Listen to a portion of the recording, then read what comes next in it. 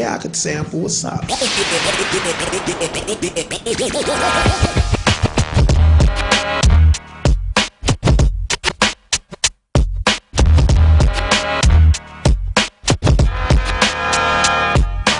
certain things you gotta have to do this correct. You can't have the beat here, the rhyme here. You gotta have both of them together. Beat in the record. If you feel like, let me experiment and try this, you might be onto something, and that might be your sound.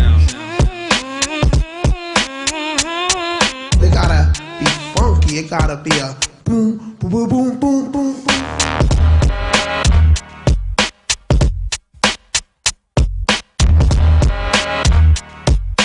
We represent hip hop to the fullest.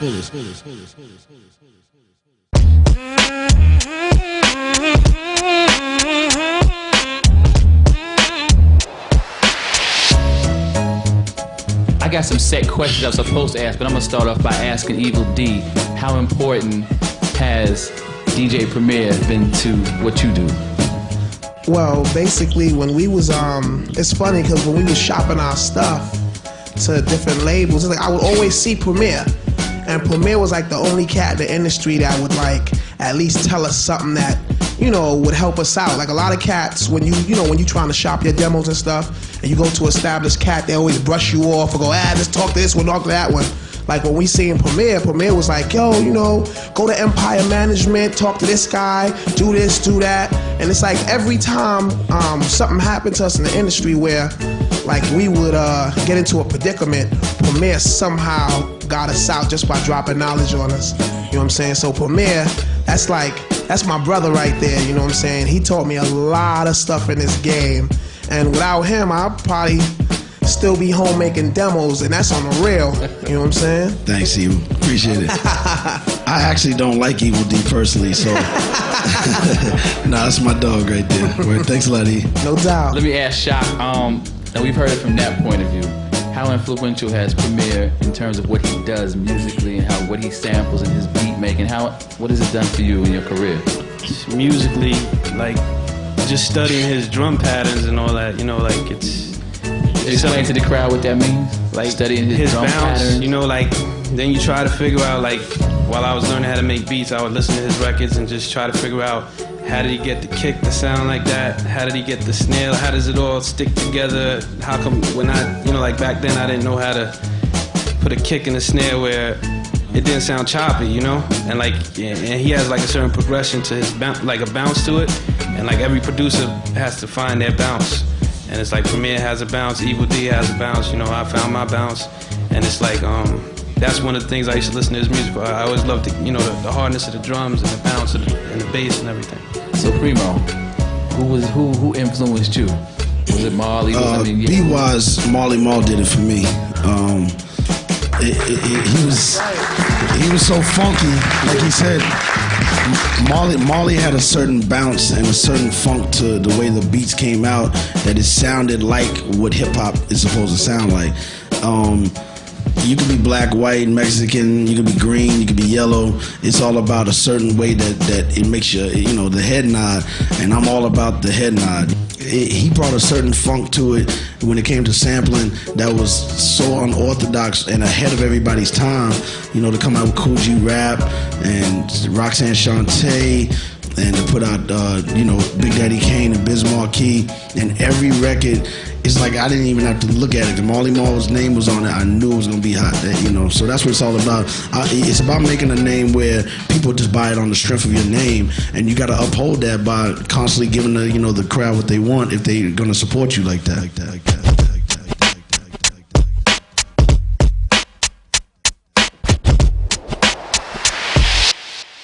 You know, I'll take whatever. I don't care. I'll take whatever and make it into what I want it to sound like. You know what I'm saying? Like, you know, like everybody here knows, what is it? Little Child Running Wild, Curtis Mayfield? Yeah. This is my interpretation of that.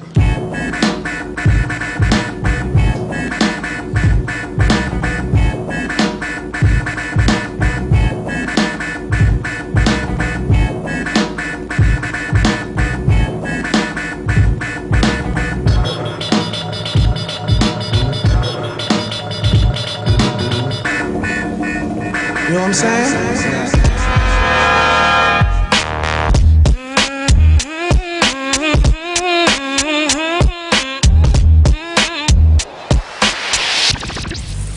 Is beat making composition? And if it is, do you need to understand musical theory to be good at beat making? I think you all answer. I think yes and no. When I was a kid, my mother forced me to take piano lessons. I didn't want to do it. I was like, oh, that's for girls. That's for girls.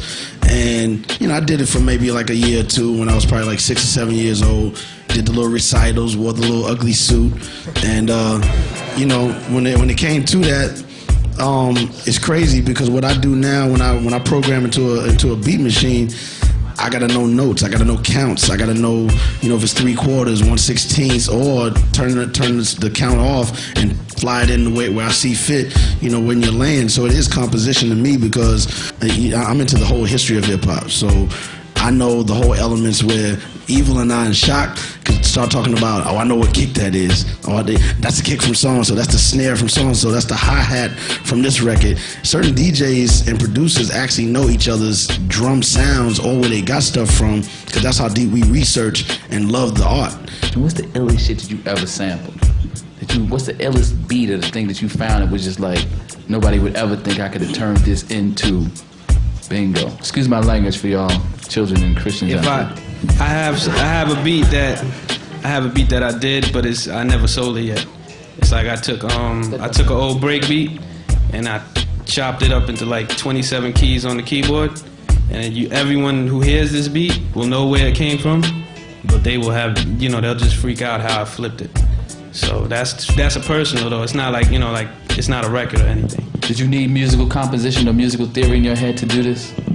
Yeah, I think so. You know, I think that's why I agree with what he said, because it's like you don't have to write it down to compose it. You know, it's in your head and it's coming from it's coming from your heart. You know, like you're doing a track and you're like, well, this needs to go here. I have to change this around. So you're composing it. You know, you may not need to go to school for it, like a regular music school. That's why this is good, because you don't really need to know how to play a violin to make a hip hop beat, but you need to come from the heart.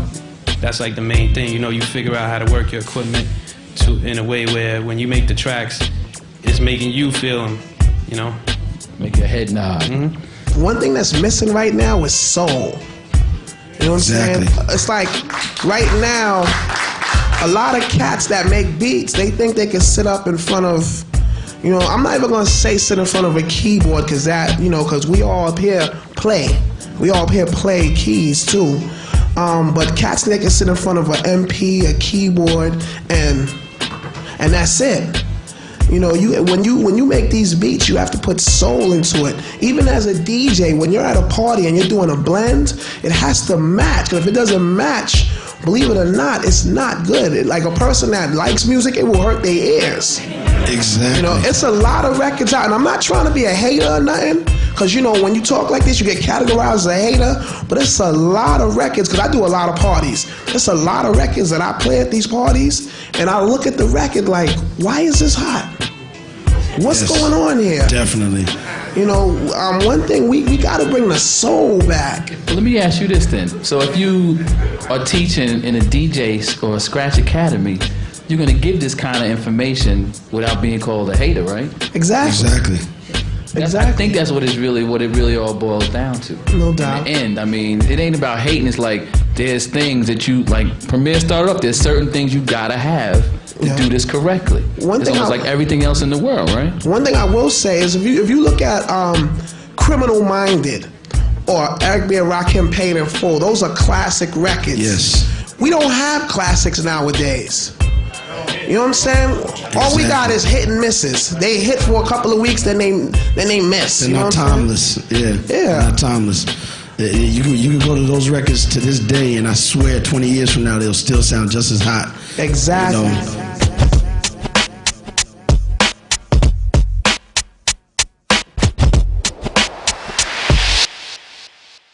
Yeah, this is bananas, first of all, because I'm not gonna front, I never did this before. Basically, I have to explain how to, like, the process of making a beat. You know what I'm saying? Everybody has different processes of making beats. Me as a DJ, I start off with 2 pieces of wax. I'll sit down and if it's like a break beat, I'll sit down and cut up the break beat and tape it. And then listen back to what I did and reduplicate one of the ways I chop the beats down. I try to make stuff so that when you hear it, it's something that you want to cut up. You know what I'm saying? Like, you know, it's hard to explain. I'm gonna just start the SP and let y'all hear something. You know what I'm saying? Let's hope it comes out right. Wow, that was loud.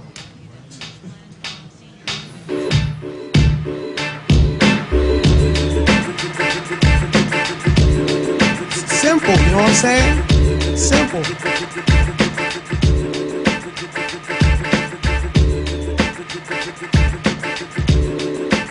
Could the sound man add a little bit more bass to it?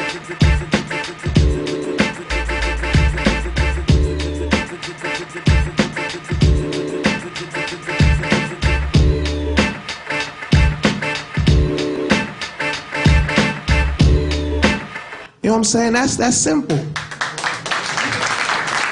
Basically, that's Kool and the Gang, Who's Gonna Take the Weight, with drums that I programmed and a bass line that I played. You know what I'm saying? It's mad simple. Like, the whole boundaries of making beats is what's up here. It ain't the piece of equipment you got. It ain't thousands of crates of records. It's what's up here.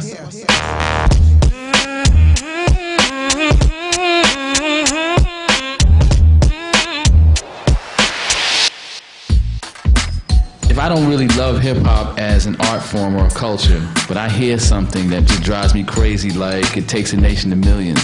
Why would a record like that make somebody who's not necessarily locked into hip-hop, why would it make somebody fall in love? Why does that record make everybody fall in love with it? What was happening with that record? Obviously, it had to be influential to y'all. That's a good, Brand from Marcellus, back to him, who's a jazz saxophonist. He don't like hip hop like we do it. I did a project with him, and he used to always be like, you know, all they doing is saying shit and damn and fucking. I'm like, no, you're not listening to how they rhyme. I said, if you only catching the curse words, then you think that's all you're hearing. But listen to what they're saying. And he said, but Public Enemy, he said Nation of Millions. He said that's a composition. But the thing is, he loved the way that they put all these sounds together and developed the actual a construction background. of the record. Yeah, but they developed a background that made Chuck D sound good. You know, if Chuck yelled on just any track, you'd probably be like, yo, what's this dude yelling like this for? Well, you know, why is he so angry? But the tracks match. You gotta also match the artist. I like to match my tracks to the artist. It may sound like a premiere track all the time, but it still is designed for the artist that's gonna spit on it. Certain tracks I did for Biggie, rest in peace, I wouldn't have done for Guru because his voice wouldn't have gone with that particular type of a track. So for one, that goes back to the ear. The ear has to appeal to what you're trying to aim at, and then from there, you can't have the beat here, the rhyme here. You got to have both of them together. And some people, most of the records today are just beat and rhyme. Boom, record's done. I call them microwave records. You know what I'm saying? It's so easy. A lot of records is out now. I can do that so easy, but I like it complicated. I like when it's stressing me out and I can't come up with nothing, and I get frustrated and want to go home because I can't come up with what I pre-hear in my head. And that's the reason why we check around for sounds to get a certain type of an atmosphere to set the tone for the song. You know, so I think it's all about the ear first. And then, again, like you said, Nation of Millions, which all of y'all should have that in your collection. If not, go buy it. Actually, the first 2 albums, Yo Bum Rush the Show and they slept Nation of Millions. Yeah, they slept Bum Rush. I ain't going front. I think they should have the other one also, Fear of Black Planet. Fear of Black Planet, that was ill. Yeah. Yeah, I think that was ill also. After that, I started to lose interest. Yeah, it was bananas after. Yeah, all right, we cut it right there. We talking okay, if we're talking process, let me ask a question. Do you need to hear an MC's vocal a cappella before you drop or make a beat for him, or does it really matter that you know what his voice sounds like without your thing happening? I'll ask you first, because does that make sense as a question? What I usually do, if I'm working with a particular MC, I'll research him. You know, like, for instance, only one person that I can make beats up without even thinking about it, and that's Buckshot. With Buckshot, if Buckshot says I need a beat, I know what he's looking for, so I'll just, you know what I'm saying? But most of the time, I'll go out. I'll look in my crates first. You know what I'm saying? If I don't have their records in my crates, then I will actually go buy the record and then listen to how they do their thing and make a beat. You know. So that's how I do. So the phrasing is important. Yeah. No, I'm really going. I want you to talk about phrasing also in terms of, because I know Premier knows because he's been messing with some jazz cats and everything in Guru. But phrasing in terms of, do some MCs sound like saxophone solos or piano solos? Because I think what you were saying before about the curse words and blase blase, it's almost as if sax solo. And you start to hear the phrasing of an MC's vocal, and it kind of tells you just through the musicality of it versus what's being heard. Give me an example of someone you work with whose phrasing has really been able to like move you forward in terms of your process, your creative process. First thing I like to say, what you say is phrasing, I call flow. Flow. Okay. So, like, depending on how the artist flows on the track or on other tracks, it's just like the artists do the same thing the producers do in hip hop. Like the producers have their own bounce. The artists, I use that word a lot. It's like the artists have their own bounce too. So it's like if you know like an artist, there's even BPMs artists stay in too. Like certain artists, they like, you know, like someone will like be like a 90, like Eve. You know, like she's around 90. You know, like when I do tracks for Eve, it's like I try to stay around 90. Do y'all know what when he says she's around 90? Do y'all know what he means? Beats per minute, yeah. So like, not to say she doesn't do records, you know, that aren't like that, but it's kind of like what you're saying. Like depending on how they flow, depending on that'll go to the BPM, then you'll go to the bounce. Do you want the hat to go straight through, or do you want it like a, you know? It depends on the flow of the artist.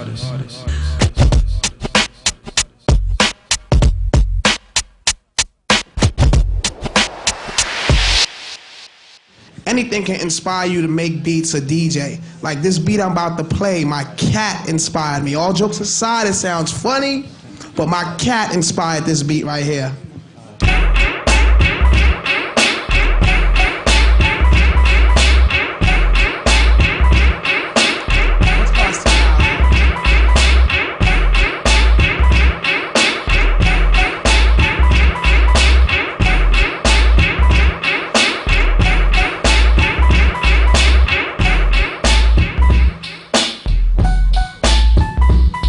I'm saying? Simple shit. And that's me sampling, not playing, you know what I'm saying?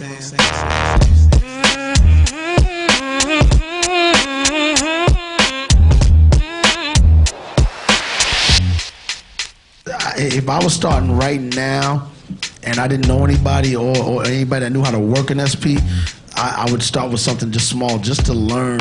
Like I used to have a little Casio, one of those little mini keyboards people used to just play. It's probably this big, probably cost maybe $90, and actually the one I had was like $79, and it had a quick little sample. It only lasted, the sample time was probably like maybe 6 seconds, but I learned from that, and then you assign the sound to a certain pads, and then you make it play it back, and I was sitting there just going da na na na na na, and I thought I was ill just doing that. It was no drums or anything, just da na na na na, and I was like, oh man, I wish people could hear this.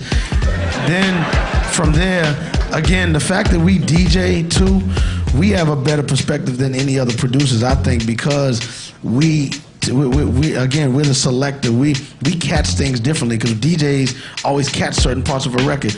I mean, Peter Piper has been cut from almost every DJ. You know, for those that don't know, Peter Piper by Run DMC, there's a certain part of the record where it says, there it is. Every DJ has a routine to that specific part of the record. Same thing with Rock the Bells by LL Cool J. Everybody LL Cool J is hard and constantly starting it over. It's the same thing process with making a beat. If you sample, we catch a certain thing and we apply it and then we start putting everything together. I like this sound. Now how can I make it sound funky? And you experiment. Sometimes I'll start making a beat, I'm bopping my head, I'm trying to force myself to love it, and then I'll go, it's not good, and I'll just turn the machine off, erase it, and everybody will be like, oh man, you should have kept it. If I don't feel like it's gonna turn out to be what I want it to be, I erase it. It's like being in a laboratory. If a man's in there making a certain potion, You gotta leave him alone to create, and he mixes certain things together until it sounds like it's right. And if it doesn't, what do? They destroy it and they start all over again. Sometimes you're not gonna get it right away. Again, it's taken me more than a week to do one record, and then the week before that, I did a hit record that I think is a hit with a new cat that's down with us. And I did it in like 5 seconds, literally. Just bugging out with him, talking, playing around, boom. And we got a song done. So it just depends. You're not gonna always get it every single time on the spot. But equipment-wise, start with something cheap if your budget is tight. That just has a sampler. You can go to Sam Ash. You can even buy used equipment. You can go to Rogue. You know, all these places in the city. Buy some used equipment just to start out. And then once your money starts to get up, realize this: producers make good money. All right. Guru told me this from day one. He said, man, if you're just gonna be my DJ, you're not gonna get 50% of what we make. I was like, well, what I gotta do? He said, you're gonna have to produce. And I was like, well, what does the producer do? He said, they gotta make the beats. I was like, all right, well, I'm gonna learn then. I didn't know how to really make beats really good when the first Gangsta album came out, when Manifest and all that came out. My engineer actually helped me tap out a lot of the beats on there. When we did the second album, Step in the Arena, that's when I said, okay, I got it. I know what to do now. I'm gonna do it by myself. And that's what I did.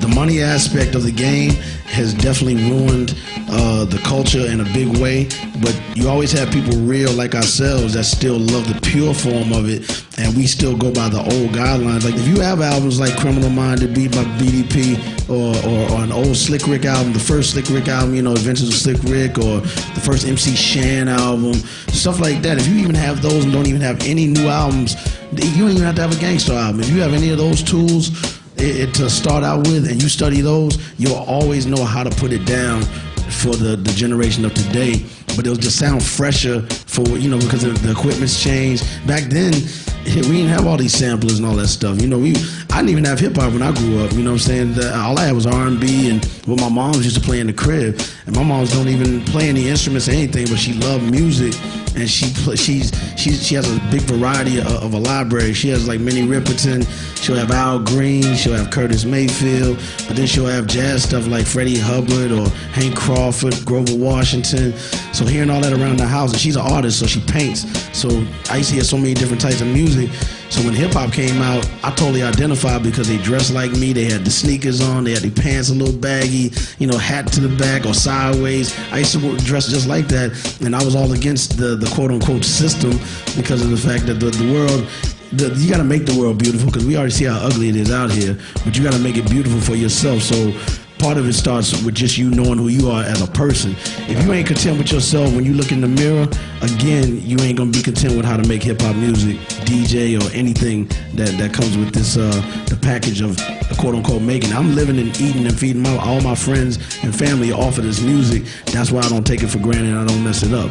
You know, there's got to be a certain limit to how far you go in making it, and it depends on where do you want to be. If you want to be a pop hip hop person, go ahead. You know, everybody's not cut out to do what we do, and you know, if you make it past us, it's all good. We're still gonna bang out the raw underground, because that scene has to live in order for it to not ever die.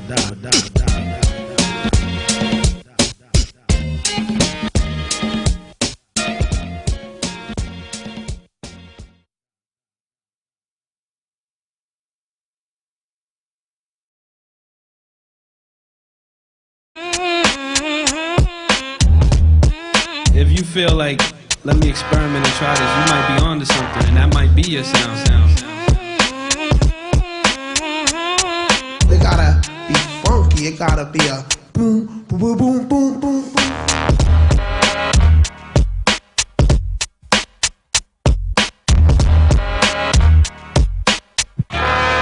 We represent hip hop to the fullest. Yeah, I could sample. What's up? There's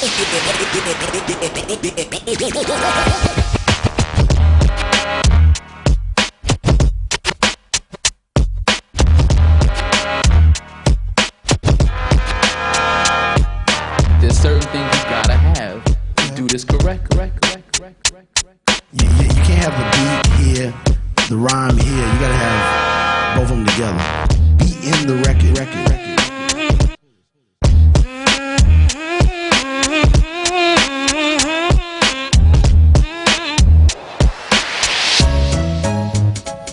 got some set questions I was supposed to ask, but I'm gonna start off by asking Evil D, how important has DJ Premier been to what you do?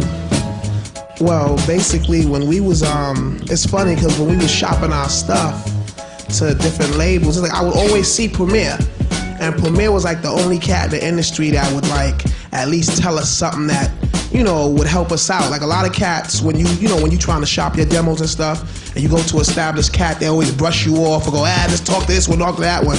Like when we seen Premier was like, yo, go to Empire Management, talk to this guy, do this, do that. And it's like every time something happened to us in the industry where like we would get into a predicament, Premier somehow got us out just by dropping knowledge on us.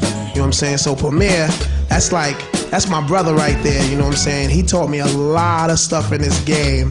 And without him, I'd probably still be home making demos, and that's on the real. You know what I'm saying? Thanks, Evil. Appreciate it.